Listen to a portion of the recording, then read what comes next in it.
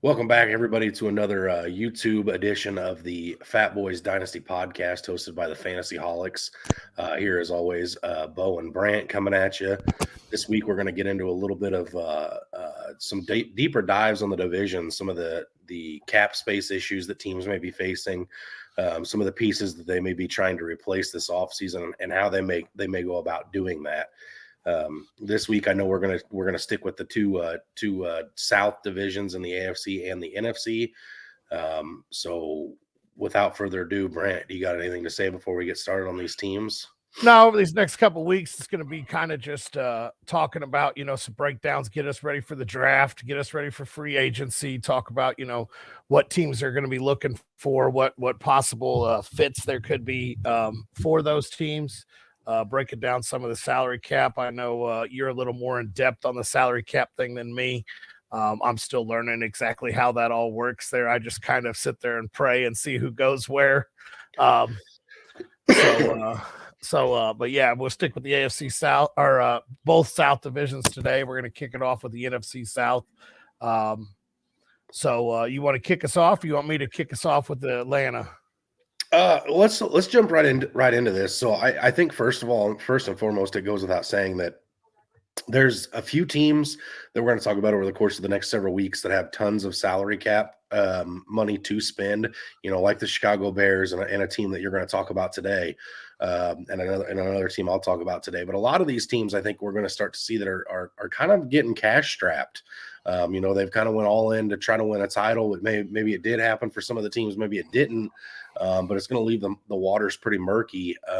And why are we talking about the fantasy or the salary cap on a dynasty fantasy podcast, Brant? Well, I think it goes without saying that sometimes money can lead to massive fantasy implications. If you've got a good wide receiver on a team that works well with a quarterback, but they just have no money, and it's either the wide receiver or the quarterback, decisions are going to be made, and that decision is going to impact both the quarterback and the wide receiver in that regard. So these may not be the most sexy episodes that we put out, but they're definitely meaningful. So I'll kick the ball back over to your corner and let you get going here first with whichever one of the teams you want to go with first. But I just this isn't my favorite thing to do either, Brant. I'm sure it's not with you. Talking numbers is not, my strong suit, nor is it something that I enjoy, but it definitely does make a difference for fantasy, especially dynasty, really. Yeah, and it really does, because like you said, I mean, you could see some big names players being cut, and like last year we saw last year the wide receivers got that huge payday. Well, the reason all the ones wanted in on that payday last year was because there's nobody this year that's out there.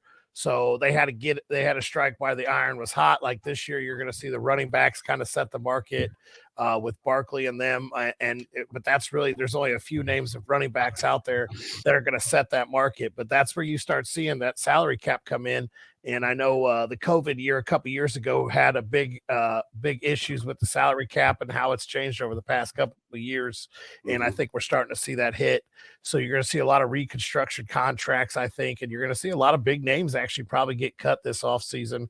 I'm going to kick it off with the Atlanta Falcons. They are, like you said, they're number 2 in salary cap. I believe it was where did I put that down? Either way, they're number 2 in the amount of salary cap that they have to spend. It's 55 million is roughly what they're at. And one of their biggest needs in my mind is an edge rusher. They only had, I think it was 21 sacks is what I got out of them. And there's some players that were up there pretty close to that. So they're going to have to spend their draft picks and probably some of their money beefing up that defense. I think their needs are really edge rusher and a number 2 corner. They only had 10 interceptions this year. So that's going to be a rough thing for them to have to address with their salary cap. And for fantasy wise, I think they need another number 2 wide receiver, as the shipment of Calvin Ridley out the door over to Jacksonville is going to free up a little bit of cap space for him too. But really right now you're looking at your roster and you got Tyler Algier in your backfield. And I know there's a few more other names that I know I'm missing. You got Drake London and Kyle Pitts are really the only 2 names, pass catchers, left on your roster. Zacchaeus is going to be a big free agent that's leaving probably. And we talked just pre-show, you think was it Caleb McGeary will probably get the franchise tag through your team. So Atlanta's not losing a whole lot of big name players that are going to be on the market that are going to be fantasy wise. But you got to think about it. They really didn't have a whole lot of big name players that were fantasy impacts this year outside of, Kyle Pitts and Drake London. So in my mind, they're going to use their money, and I think they're going to have to use their money on their defense. I think they're going to have to use the draft. They have 7 picks in total, 8 picks in total. I'm sorry. They have a first, a second, a third, 2 fourths, a fifth, and 2 sevenths. So yeah, they're going to have to use those draft picks to really help that offense out in my mind. And I think they're going to have to focus mainly a lot of that money on the defense because there's not a whole lot of big names coming out on free agency that's going to fill those voids that they need. Yeah, most definitely. It is worth noting too, and the only reason I know this, not because I studied or anything else, I just it's my team. So if Marcus Mariota happens to be cut, which it sounds like he's going to be by the Falcons, that will get them up to around 64 million in available cap, which is always nice. Nothing in comparison to what the Chicago Bears have. But we'll talk about them in a few weeks. Bray, I have to be honest. This is not my most appealing free agent market I've ever seen as far as big names that are going to make a huge difference in a lot of spaces. It seems like at every position almost there's kind of an alpha, and then the class kind of drops off a little bit behind them, with the exception of the running back pool. There's some pretty good quarterbacks out there as well. But like when you talk about non-skill, non-fantasy positions where it's just going to make the team as a whole better, when you get like one of those nasty dudes in the trenches on one of the side of the ball, it's still really not that deep for that aspect either. There's some good tackles out there, a couple good guards on the defensive side. It's the same thing. So I expect a lot of teams to either make some trades, like Denver's putting some of their studs up there on the trade market. We had talked about that one day, you and I, last week with them and some of the names that they were talking about, or potentially through the draft. But as an Atlanta Falcons fan, I'm not necessarily as excited about this offseason as I was last, even though we have all that money and we got out from Matt Ryan's contract. Yeah, I know we talked about this, and I know that you've kind of turned your nose up to it. One of the biggest rumors surrounding you guys right now is Lamar Jackson coming to Atlanta. We know we saw you guys try to go all in on the Deshaun Watson thing last year, and the big old Instagram photo that fell through and everything else. So the real question is, does your front office go all in for Lamar Jackson like they did last year, or do they just sit back and try to just play the field? Because, well, now it looks like Daniel Jones might be out there too, another guy that Jimmy G, we talked about the free agent quarterbacks, and it sounded like more and more might end up being out there on the market due to the fact they can't reach an agreement with their team that they're with now. Yeah, I think the Falcons will have to do their due diligence and at least call and see what Lamar's availability is if they don't happen to get a deal done prior to whatever. But I don't expect Atlanta to do it. It sounded like last year, listening to all the beat reporters and everybody way closer to the organization than I am as just a fanatic on Sundays. It sounded like it was the owner, Arthur Blank, making the push for Deshaun Watson last year. But he's already publicly come out and, basically patted Desmond Ridder on the back this offseason, talking about how good Desmond Ridder looked through 4 games last year, how big it was that he didn't have any turnovers, things of that nature. So, he's kind of already on record coming out and tipping his cap to Desmond Ridder. So I'd be really shocked if they did something. I would not be shocked if the rumors don't continue to heat up, and I do think Atlanta will call. Okay. All right. Let's move right on along in the NFC South, moving down to one of my least favorite teams in all of football, just because the rivalry is so real. In the New Orleans Saints, this cap space is just ungodly awful. They're currently negative $46 million in dead cap space right now. So they've got some considerable work to do this offseason. And they already have some pretty notable free agents, likely to leave, especially when you consider, money like that. And a lot of them they're really losing a lot of guys on both sides of the ball. Bradley Robley, Marcus Davenport, David Onyemata. Those are all three starters from the defensive side of the ball for them last year. And then if you go to the offensive side of the ball, they're losing Jarvis Landry, Andy Dalton, Mark Ingram, and Juwan Johnson. Now, Brandon, if you remember all the way back to week 4 on this very podcast where you and I called the breakout of Juwan Johnson and how good of a fantasy season he had as a tight end, he finished top 10 there in New Orleans and helped a lot of folks out that didn't have one of those big name tight ends. He's a free agent. So I don't know how New Orleans is going to be able to do anything in free agency. Honestly, they've done tons of cap restructures. They're working through deals with other guys. I know they worked on Michael Thomas's deal, and they've done some things. However, they have 7 draft picks in this draft, so that's not a ton either. And 5 of those 7 picks are after or pick 115 or later in the draft. So it's not even necessarily guaranteed to be difference makers in the draft either. I think the NFC South is going to be comfortably the worst division in football again next year, as much as it pains me to say that as an Atlanta Falcons fan. I just, when you look at this team and the other one I'm getting ready to talk about here in a minute, the cap space is just so pungent. I'm not sure how these teams can pick themselves up. I was super interested to see that, there was the rumors, a few weeks back about Derek Carr being traded to the Saints from Las Vegas. And I could have seen that being a way for New Orleans to work some of their cap space issues out. Maybe, sending Taysom Hill's contract and maybe even Alvin Kamara back to Vegas for Vegas to cut, whatever the case may be. But, that didn't come out. Derek Carr, ended up being a free agent. And that very well may be because he wants to go to New Orleans. He had 2 visits with him. Maybe he loves it.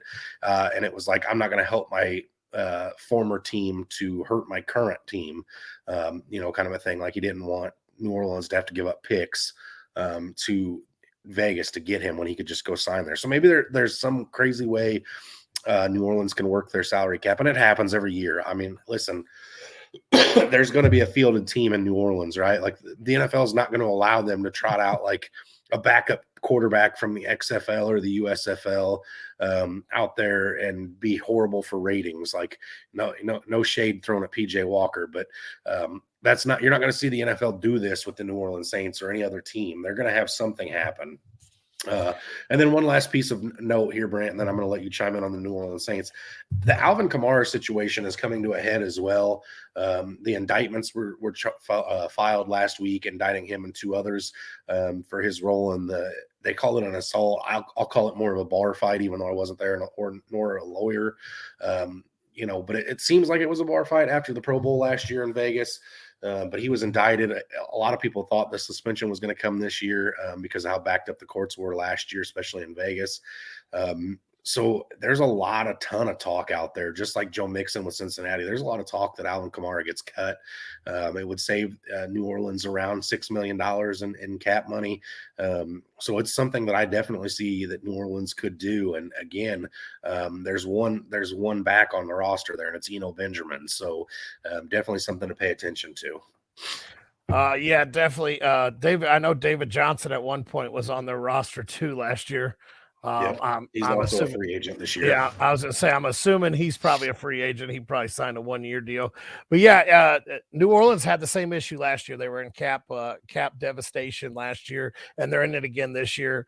I wouldn't be surprised to see, Alvin Kamara either getting a reconstructed contract, getting cut, Michael Thomas being on the move. As for Derek Carr, in my mind, and this is just kind of my opinion on it, he did have 2 visits, and I just don't know if they're able to work anything in order to pay him. So they were like, well, you're going to have to go to free agency, and then maybe we can work something out. So that's kind of where I was at with that when they kind of just let him walk.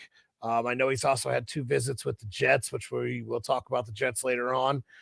So it'll be interesting to see the Derek Carr situation and how Derek Carr can actually affect the whole NFL by being able to sign prior to the actual free agency. So and as for New Orleans, I think that they're going to have to do some drastic moves. I don't even know if they have enough cap room to sign any of their rookies. They may have to just give up all 7 picks and call it a good day. So it will be interesting to see the whole New Orleans shake out. And like you said, they're not going to trot out. They're not going to trot out Taysom Hill as their quarterback. They're going to go get a real quarterback. I know Jameis Winston, I believe, is still under contract. So they'll trot somebody out there and ask for the rest. Would you not rather have Taysom Hill than Jameis Winston at this point, though? Have you not seen enough Jameis? I've seen enough Taysom Hill. That's fair. All right, that's fair. So actually, I'm going to roll in this. So your whole NFC South, and I'm going to call it yours because, you have the Falcons there. You guys are the only ones that are above the cap. You guys are the only ones that are good to go and do some real good moves. This Carolina, they're over the cap limit by $9,562,000 over. I got a little more specific on theirs as I was looking at it. So they're gonna be rough, and they need a quarterback because the biggest names that are walking off their team is Sam Darnold and Devontae Foreman. So those are two decent names that are coming off. So you could see DJ Moore being a trade piece in order to free up some space. We saw them trade CMC in order to free up some space and try to help out in the rebuild. PJ Walker's also out the door. So really, I'm going to draw a blank on this Ole Miss quarterback, Matt Corral. I think maybe PJ Walker will be the starter of New Orleans. I didn't know he was a free agent. Yeah. I think Matt Corral is the only QB on Carolina's roster right now. They have a backup QB there somewhere. That's, the emergency one. So maybe they might have him. We got to see, but really that's their biggest needs are on the offensive side of the ball. And that's QB and tight end. And tight end really is because their new coach, Frank Wright, coming over from Indianapolis. He really likes to use the tight ends. We saw that in Indy last year where he targeted the tight ends a lot in the end zone and to move the ball down the field. So they're really going to need a tight end to help out down there. They have 7 draft picks, a first, 2 seconds, a third, a fourth, or 2 fourths, and a fifth. So Carolina's going to be using their draft picks to really beef up that offense in my mind.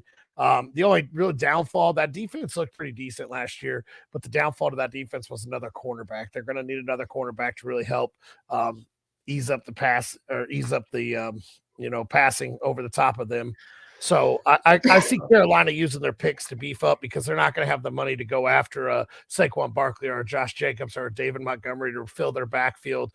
That might be all Chuba next year. Maybe, Chuba and some random they draft in the 4th or 5th round. So they'll be interesting to see with Carolina.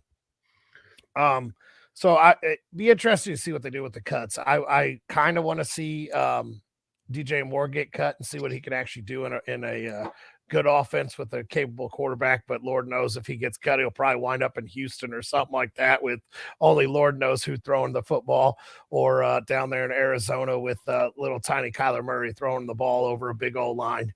But yeah, as for Carolina, they're going to be they're not going to be any fun to watch this offseason. And for you Carolina fans, I'm sorry, but you're probably going to see some big names getting cut off your team and some decent names walking away from that team. And I say decent just because PJ Walker and Devontae Foreman, because I'm definitely not putting Sam Darnold in that realm there. So it'll be interesting to see what Carolina does, but I think that they're going to have to spend their drafts to get on that offense and have to use the little bit of money that they can free up to help out their defense the best they can. Yeah, absolutely. Again, like you said, the NFC South, with the exception of the Atlanta Falcons, there's just no money to be had here. There already wasn't a lot of talent in this division to begin with, and now there's no talent and no money. So this may be the division to point and laugh at for a few years here as these teams try to get their way through these murky waters. Speaking of murky waters, Brant, did you know that the Tampa Bay Buccaneers no longer have a starting quarterback? If you believe that Tom Brady retired for this, Kyle Trask, baby. 5th, 6th, somewhere around there. He's retired again. And to make matters even worse, did you know that Tampa Bay has, they are currently 56 million over the cap threshold? Yeah, I did see that while I was looking. Did you know they signed a quarterback coach to coach nobody? Apparently. Well, Blaine Gabbert is also a free agent. He's about the biggest one on offense, unless you count decrepit old Julio Jones. Again, no disrespect, love Julio, but he's a shell of his former self on offense. Defensively, they're going to be missing some stuff. Levante David, Akeem Hicks, William Golston, and Sean Bunting, all guys that were part of that Super Bowl winning defense 2 years ago, 3 years ago, 3 years ago. Yeah, the Rams won it last year, right? So, yeah, these are all starters from that defense, all contributing factors to that defense that are going to be free agents. And again, how do you replace those guys when you're 55 million in the hole? They do have 9 draft picks, 1 first, 1 second, 1 third, 2 fifths, 2 sixths, 2 sevenths. So there's some picks in there, and Tampa Bay's done it, especially as of late, done a good job hitting their draft picks. So I think they're going to get some guys here. So I expect them to be okay, but I don't expect them to get the next Tom Brady in this draft. It also sounds like the rumblings out of Tampa Bay, or that Kyle Trask is just having a hell of a time grasping onto an NFL offense. It doesn't sound like he's anywhere near ready to walk on the field as a starter. So this is definitely a team to watch. That'll be really fun to see who's the quarterback there next year, because this one genuinely could be PJ Walker. There's not a lot of money. I know everybody says it makes too much sense for Derek Carr to go there. I just don't understand how you get Derek Carr in the door when you're 56 million over the salary cap. I know one thing they've talked about, and this one has fantasy implications big time. They've definitely talked about dumping Leonard Fournette's contract, making him a cap cut. Which would free up some money. Obviously, Rachaad White looked like he was good enough to carry the load last year, especially down the stretch when they were basically a 50-50 timeshare. But however, Leonard Fournette getting cut is a fantasy sticking point, if you will. That's definitely something that's going to have implications. Obviously no Tom Brady, and we don't know who's coming in the door at quarterback again because they have no money. You don't know what that's going to look like for guys like Chris Godwin, Mike Evans, Cade Otton, these guys that have caught the ball for the last couple of years from Tom Brady, who have been amazing for fantasy. We're not going to have that next year. So it'll definitely be interesting to see. And I know there's going to be some people that are going to say, well, Tom Brady wasn't Tom Brady this year. I agree. But nonetheless, if it's Kyle Trask, it's going to be worse than what Tom Brady could have ever been this year. Yeah, I know I said they hired a new QB coach who was a new offensive coordinator, Dave Canales from Seattle, and that had some rumors going with Geno Smith possibly following him. I know Geno came out and said that he wanted him to stay in Seattle as the QB coach, and well, he left for Tampa Bay, and there's a possibility of Geno going to Tampa Bay. That's some rumblings coming out. So you could see Geno down there in Tampa Bay, which once again is not a lateral over from what you had. So Tampa Bay is going to be a team that, they went all in to win that Super Bowl 3 years ago. And now they're paying the piper for that one. And that's going to be a few years to rebuild. I know they just signed Chris Godwin last offseason to a decent contract. So it'll be interesting to see what Tampa Bay does. They have great pieces on the team still. They're losing a bunch of great pieces, but you ain't got no money. Mm-hmm. So Tampa Bay is going to be a team that, in my mind, is going to take a huge, drastic fall off the cliff. We saw a little bit of that last year, and I think it might be even worse next year. Excuse me. So let's move over to the AFC South. Unless you got anything else you want to add about the NFC South before we jump straight over. Listen, I think the state of Florida, I'm going to have to look into Miami, but I've got 2 of the teams in Florida that I'm going to talk about tonight with myself. There's just so much dead money in that state that, the NFL you look out, they may look to expand to Canada or something and strip these Florida teams of their teams because that there's no money being made in Florida, not off cap space anyway. Yeah, absolutely. So let's jump over to the AFC South. And with the first team there, I got the Indianapolis Colts. And they are in desperate need of a quarterback. No offense to Mr. Matt Ryan. I know you and me both had high hopes for him going into Indy last season. It just didn't pan out.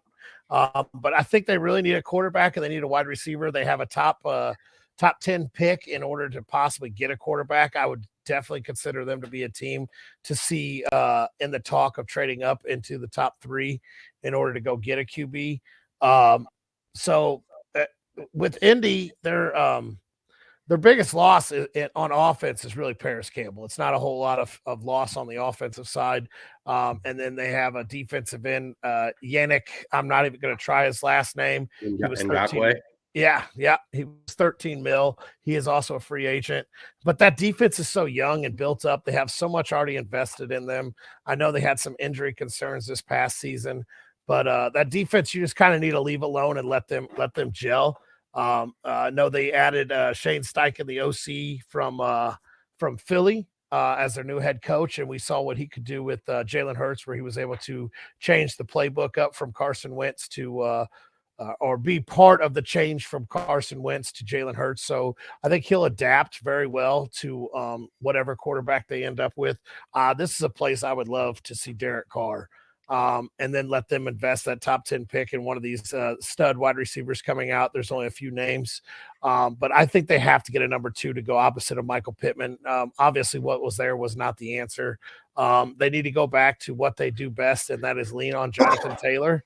And they did just sign a new OC. I think that came today, and Jim Bob Cooter is back and in a meaningful position as he settled for, I think it was Philly consultant last season, but he's back in an actual spot. Indianapolis is a team that I see being a player in one of these quarterback markets. I know that they're 10 mil over the cap limit, so it's going to be a little hard for them. They do have 7 draft picks. They have 1 in every single round. They don't have doubles in any rounds. But I expect them to be a player in the QB draft market, and if not in the free agent QB. But I think maybe they're done with the veteran quarterbacks. Matt Ryan didn't pan out. Carson Wentz didn't pan out. So I expect them to go back to their identity, lean on Jonathan Taylor, beef up that O-line a little bit more, and probably invest that early draft pick in a quarterback. And then their second round should probably be a wide receiver in my mind. Like I said, they need to leave the defense alone and just let them work, let them gel, let them get back to what they were 2 years ago. And I think Indy is still going to be one of the teams to talk about at the top of that AFC South. Yeah, I agree with a lot of what you said here with Indianapolis, Brant. I definitely think they're a quarterback needy team, but I genuinely think they're a quarterback away on offense. I don't think they necessarily have that number 1 bona fide stud like a Justin Jefferson, Jamar Chase. Right. Michael Pittman's not that, but Michael Pittman's a comfortable number 1. I think we saw some flashes of brilliance out of Alec Pierce last year, especially late. Had a couple good touchdown catches late. And then we saw the emergence of Jelani Woods, who I think is going to be an absolute nightmare in that offense moving forward. There with that rookie tight end, and then of course you've got Jonathan Taylor. So I genuinely do think this team is I would say I agree with you, a complimentary wide receiver. I would love to see like a guy like Zay Flowers end up here, who would play like a traditional slot role for Indianapolis, have Alec Pierce and Michael Pittman on the outside. But I think all the wide receivers in Indy right now are pretty shifty, that you can move around pretty good. They also had that Ashton Doolin or whatever. He is a free agent as well. Okay. I was going to say he looked pretty good in spots last year as well. But yeah, I definitely think they're a quarterback away. And who knows, maybe Alec Pierce is even better if the quarterback play is better than what it was last year, because we know that wasn't anything to write home about, even though, like you had mentioned, you and I were both very excited about Matt Ryan and being in Indy. It just never came to fruition. So I definitely think, just like you said, Derek Carr makes too much sense there. So does a guy like Jimmy G. That'd be a great fit for one of those guys. But at the same time, man, they've done this quarterback grab bag every year for several years, and it's just not worked out. Eventually Jim Irsay is going to say, you know what, let's just draft one and see what happens. Because if you go back a few years in the draft, and you go back, I don't know, what was it, 2004 or something like that, when Peyton Manning was drafted, maybe even a little earlier. And then, the next quarterback they drafted after that, Andrew Luck, 2 pretty good quarterbacks for Indy. So they have some success. With younger guys, I could see him wanting to go back and grab one. And Will Levis, CJ Stroud, Bryce Young, whoever they could end up getting in this draft, I think would be huge for Indy. So Moving right along into the AFC South, this one I'm not going to spend much time talking about. It's the Jacksonville Jaguars. They are $37 million over the cap right now. As far as notable free agents, they've got a couple key pieces on their defensive line that are stepping away or moving into free agency, not stepping away, excuse me. But they rotated their defensive line so much, just like a lot of teams do. Nothing of huge impact there. Offensively, they lost Evan Ingram and Marvin Jones. Evan Ingram would be a huge hit based on what he did this year. He was by far and away one of their better weapons down the stretch. Marvin Jones Jr., not so much, like another former Detroit Lions wide receiver that just didn't get much love on their current team, that we won't bring up Kenny Galladay on this episode. But nonetheless, this team has 9 picks in the draft, 5 in the first 4 rounds. They have 2 fourths, so a first, second, third, fourth, first, second, third, 2 fourths, a fifth, sixth, seventh. And I think they will address a lot of their needs here in the draft. And then again, the biggest shot in the arm that this team could potentially get, which I think they truly need, an alpha wide receiver. They have some very good ones in Christian Kirk and Zay Jones. We saw those guys look great this year. But the offense still needs an alpha and an identity, if you will. And I think Trevor Lawrence takes that further step with Calvin Ridley if his reinstatement goes through. I know he applied last week on the first day he was eligible to apply. That team has got so many good pieces on defense, so many good pieces on offense. I genuinely think that Jacksonville is on the verge of being a perennial playoff team. I won't necessarily say that they're on the verge of being a perennial contender. I think we need to see Trevor Lawrence take another step forward. But, this is one of the few teams that I think I'm going to talk about this offseason that doesn't have cap space that I'm genuinely not too worried about. I like Travis Etienne in the backfield. I like the wide receivers they have now. I like the addition of Calvin Ridley for Trevor Lawrence. The defense has been improving each and every year, well coached under Doug Peterson. I just don't really have a whole lot to say about Jacksonville, Brant. Yeah, with Jacksonville, I'm in the same boat as you. That's a young team, and they've built it through the draft, through trading, their veterans, getting plenty of draft picks. I know they're starting to get back to only having their own, as you said. But yeah, no, Jacksonville's a team that we talked about it last year, how it was the New York Jets to the moon when fantasy-wise came around. And I think that Jacksonville might be in the cards for us later, talking about their fantasy stock to the moon. We'll just have to wait and see what all happens there. We know that they already had a lot of notable, fantasy pieces, but Jacksonville is a team that's been fun over the last few years. I know they've, great coaching 2 years ago, and they've been fun over the last 2 years and our last few years, and they're going to continue to be fun watching this team rebuild with the youth that they have.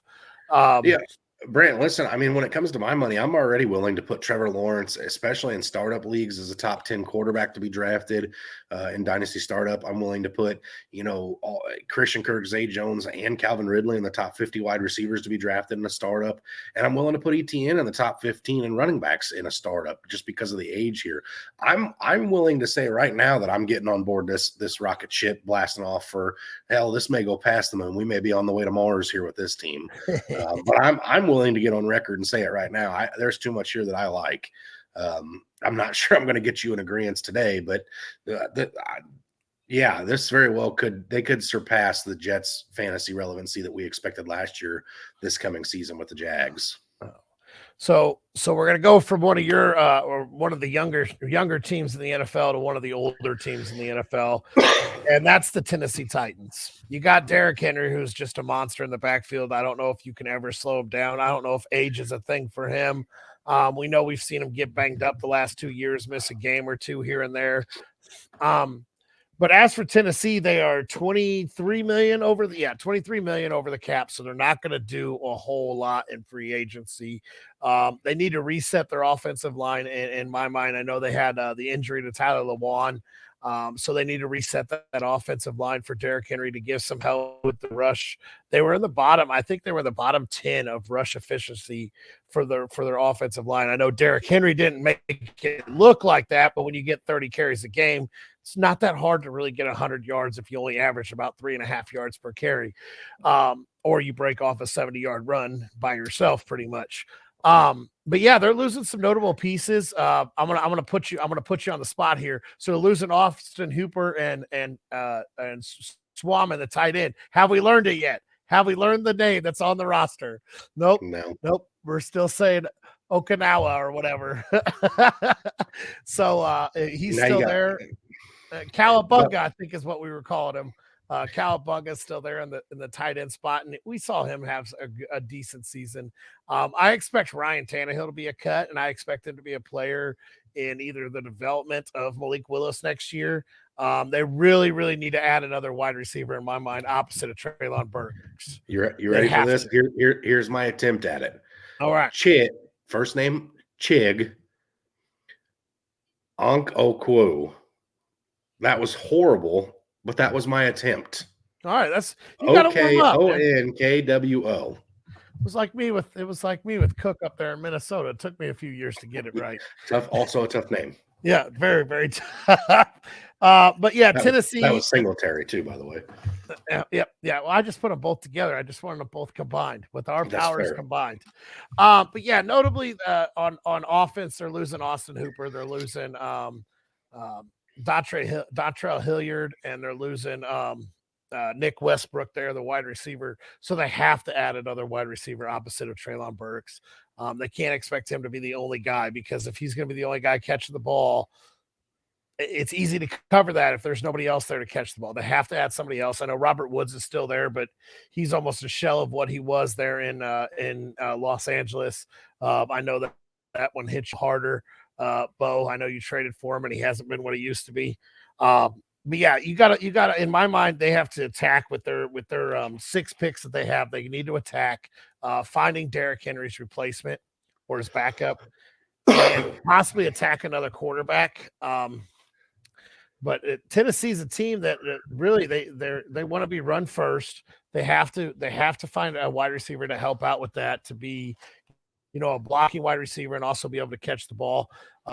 They got to beef up that O-line. I expect them to attack the offense with their draft picks this year, because they don't have a whole lot of cap space. They don't have any cap space to be playing around in the free agent market. I do believe Tannehill is not going to be there next year. But how they get rid of him or what they use to get rid of him is all waited to be seen. But that's also, once again, just in my opinion. But I expect he'll be a cap casualty. And I'd like to see Malik Willis succeed. But, I mean, what did he do? Throw 8-9 passes every game he did start last year. So we didn't get to see a whole lot of him. Tennessee's a team that's not going to be fun during free agency, but they will be fun during the draft to see what kind of plays they make, possibly moving Tannehill during the draft or anything else. Yeah, I think there's a chance that Tennessee may slowly start to fade out. They're kind of in control of that division for a little while here, and I think you're going to see that tide slowly turn to that it's turned to the Jacksonville Jaguars, in my opinion. Yeah, I think it's Jacksonville and Indy right now, because I think Indy has a nice young core. Got to find a quarterback. Yeah, Brant, there's another team that's about to have a really nice young core, and that is the Houston Texans. Under the gun of the first-year head coach DeMarco Ryan, former 49ers defensive coordinator, coming here into Houston. Now, Houston, again, similarly to Atlanta, is about the only team in its division that's got some money to waggle around out there. They've got $37 million, give or take, right now to go play around with. I went through their list of notable free agents. I went through their list of entire free agents. And Brant, oddly enough, next to notable free agents, I have written down none of note. It was kind of like Rex Burkhead. There just wasn't a whole lot of relevancy on either side of the ball there. I'm looking at it, and the only one that sticks out to me is Jordan Atkins. He was a valuable tight end for them later in the season, but he's not anything that you can't replace. That might be the only name. You named a better name on Tennessee available on free agency than Akins. So, in Austin Hooper, who's been relevant at least at his time in Atlanta. But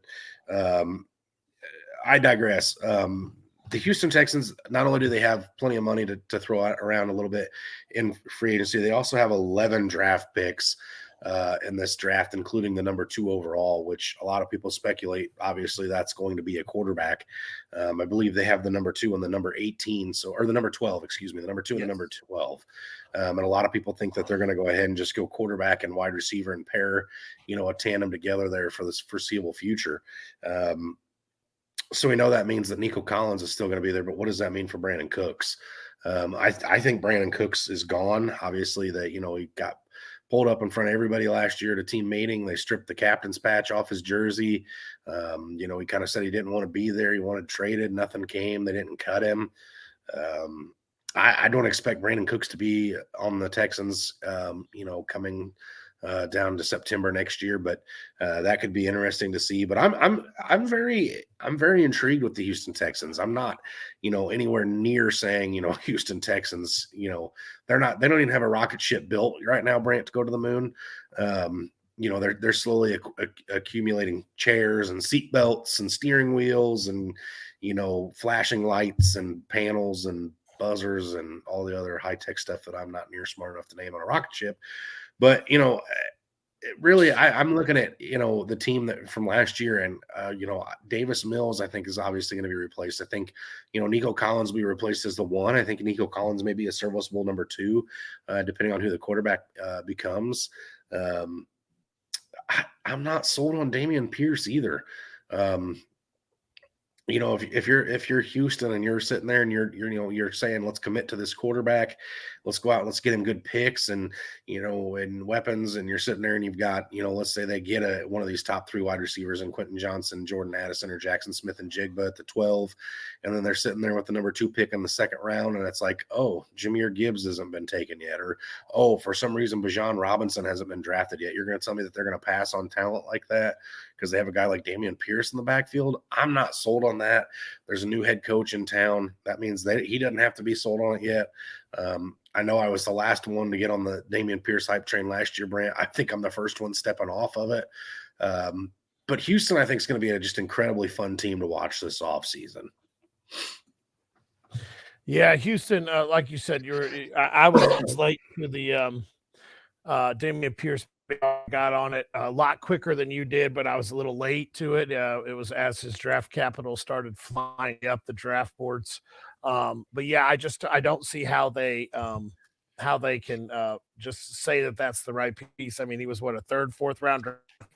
So I'm not sold on it. Like you said, there's too many decent names out there. They have too many draft picks, and maybe we're missing something completely, and that they do see something in him. But I think he's a serviceable number 2 back, so they can later in the draft. But that's to be seen. The wide receivers are definitely going to be fun to watch to see what they do with that team. Like you said, Brandon Cooks should have been out the door before this year's trade deadline, and they didn't want to move him. They didn't want him to get what he wanted, so they're going to wait. But yeah, he's definitely going to be out the door this offseason in my mind because, well, they could use some more cap money to throw around too. Absolutely. So, that kind of moves us through the AFC and NFC South today. Next week, we're coming at you with the NFC West and the AFC West. So some fun teams there. Brant will be into your division a little bit. Again, these episodes, today's episode, the next 3 aren't going to be necessarily sexy. Again, like we alluded to, but they definitely have some fantasy relevancy to them. Especially when it comes to, guys being cap cuts, because, if you're walking into a dynasty season and you're, maybe, that's the beautiful thing about dynasty leagues, in my opinion, is there's no off time. So maybe you're holding Leonard Fournette this offseason and you're thinking, well, what do I move him for? Maybe anything, because he's potentially a cap cut and he could go to a worse situation. Let it be somebody else's headache. So when you hear that, a team like Tampa Bay is $55 million over the cap, kind of lends itself to the idea that, yeah, you're probably right. Leonard Fournette's probably cut.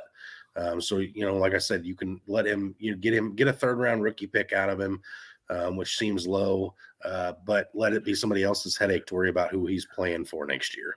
Yeah, it's and also these episodes are also good for as we talk about Leonard Fournette being a camp cut, or a cap cut is going out and trying to get Rashad White on the cheaper end while Fournette is still there. Last year I invested in Gainwell. I know it wasn't the smartest idea at that time, but there's a lot of times where you talk about a certain wide receiver or a certain running back that's going to get cut, and you're pretty sure he's going to, and you go grab his backup. So I mean, or you keep an eye on it and try to get him for the cheap, or even try to get that package deal. And that way you end up with possibly two starting running backs. Like if Barkley's out the door, I'm not sure who his backup is right now, but Montgomery, prime example, is officially a free agent as of today, I believe it was. So Khalil Herbert is a guy that if you have, you get a hold on to. We'll talk about that more. But yeah, I mean that's one of the reasons you listen to this stuff and all that is so you get a head start on that. Try to get people cheap. Samaje Perine a guy that comes to my mind when it comes to cheap. Yeah, and you brought up the Kenneth Gainwell thing when you got him, Brand. That's the thing you got to remember with Dynasty, especially because it's not just a redraft. You got to look and see like, okay, who's the backup if this guy gets cut? Who's the backup if this guy doesn't resign? Because could have relevancy. And the important thing to remember with a Dynasty league is a Dynasty league. You don't win a trade as soon as both parties click accept. Sure, there may be an initial winner on paper, but it really takes weeks or if not years to see how a dynasty trade plays out. So, you traded Kenneth Gainwell, and I'm not going to put you on the spot to ask what you gave up for him or whatever. But, if Kenneth Gainwell ends up the starting running back for the Philadelphia Eagles next year, which there's some possibility of that, regardless of what you gave up on the other end of it, you may have won that trade by a landslide. Well, we'll just say I moved Laviska Shenault and some other pieces for Gainwell, and then moved Gainwell in a trade. I believe that was the trade where I acquired Amon-Ra St. Brown. So I'm going to say I won that one on paper so far. Okay. Yeah. Okay. but nonetheless, the dynasty landscape so unique that if you can make a trade and have that instant seller's remorse where it's instantly you're regretful, you feel like you made a bad trade, whatever, and a player goes out and for 3 weeks they're just duds. And you just kick yourself, and then all of a sudden they're Christian Watson and they're blowing through the roof. That was when I made a trade for Christian Watson in the offseason at our rookie draft, if you remember. And for several weeks was kicking myself. I sent Calvin Ridley straight up for Christian Watson, and was kicking myself for that one. And then Christian Watson happened, and it was nothing but smiles. So, you got to just wait and see how these trades play out long term in a dynasty league. So next week we'll be back at you with the AFC and NFC West. Definitely looking forward to getting into those teams next week. Hopefully we see a little bit more cap money in those teams, but I have my doubts. Got to be somewhere. Got to be somewhere. Somebody's hoarding all the money. Yeah. It's like Monopoly, right? Somebody's got it. It's out there somewhere. Yeah. It's rough this season when literally only half the teams are under the cap limit. So it's rough to find this offseason. Absolutely. But I think that sums it up for us this week. And as always, stay hungry and stay fat, my friends.